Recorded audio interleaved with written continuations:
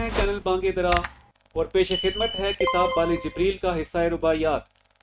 तेरा जौहर है नूरी पाक है तू, तेरा जौहर है नूरी पाक है तू, फरोग दीदाए अफलाक है तू, तेरे सैदे ज़बू अफरिश्ता हो हूर के शाही शहे लोलाक है तू। पहला शेर है कि तेरा जौहर है नूरी पाक है तू, फरोग दीदाए अफलाक है तू।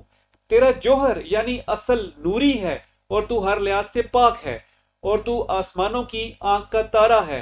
फरोग का मतलब रोशनी है और दीदाए अफलाक का मतलब आसमानों की आंख का तारा है। तेरे ज़ैदे ज़बू अफरिश्ता हूर के शही शहे लोलाक है तू।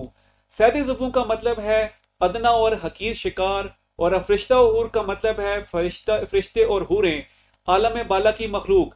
मुराद यह है कि फरिश्ते और हूरें तेरे मामूली शिकार हैं, इसलिए कि तू शाह लोलाक सल्लल्लाहु अलैहि वसल्लम का पाला हुआ शाहीन है। अपना ख्याल रखिए और पैगाम इकबाल को फैलाने और आम करने में हमारा साथ दीजिए।